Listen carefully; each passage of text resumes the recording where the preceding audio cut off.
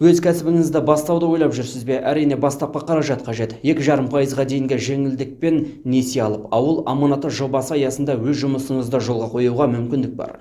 Бұл іскер жандарға үлкен қолдау. Міне аталған жобаны егжей-тегжейлі халыққа кеңінен түсіндіру мақсатында бүгін ауданымызға облыс орталығынан азаматтар келді. Құркелес ауылдық округінде өткен жиын барысын айтсақ, алдыменен ауыл аманаты жобасының мақсаты түсіндірілді. Яғни ауыл шаруашылық товар өндірушілерін жан-жақты қолдау, ауыл тұрғындарын агробизнеске барынша тарту, азық-түлік қауіпсіздігі мен азаматтардың өмір сүру сапасын жақсартуға байланысты мәселелерді шешу. Қазіргі таңда Қазақстанда ауыл аманаты жобасы марафоны жүзеге асырылуда. Бұл қазір бүкіл Қазақстан елді мекендеріне барып, халықпен кездесіп, келесі жылы болатын бағдарламаны қазірден бастап біз түсіндіріп жатырмыз.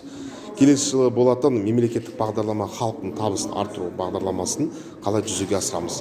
Бұған тиімділіктеріне, несиені қалай алуға болады, қандай мөлшерлеме алуға болады, қайынша жылға алуға болады, кейін не істеуге болады. Мысалы үшін несие 2,5%-мен берілетін болады. Мал шаруашылығына 7 жылға шейін, ал мал шаруашылығынан тыс бизнеске 5 жылға шейін берілетін болады. Несиенің максимальны суммасы 7,6 миллион. Бұл аса көп сумма емес, бірақ бұл бағдарламаның мақсаты ауылдағы, шалғай ауылдағы жеке тұлғалар, жеке шаруаларға арналған бағдарлама. Шаруа қожалықтары басқа ірі кәсіпкерлерге арналмаған. Сол кезде бұл бағдарламаның арқасында ауылды елді мекендегі халықтың табысын арттыру.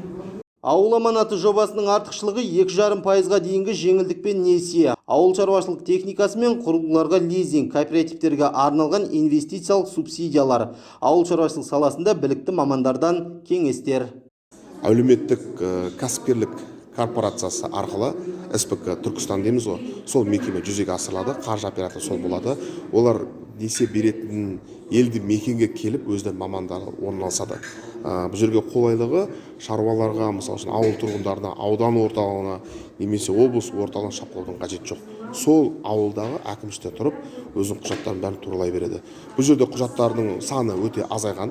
Басқа бұрынғы несиелерге қарағанда бір екіншіден кепіл мүлік ретінде келетін болсақ, бұрында кепіл мүлікті алу үшін 50%-ға дейін болатын болса, мүлікке ретінде алатындай. Бұл бағдарлама арқылы 80%-ға шейін мүлікті тәркелей алады.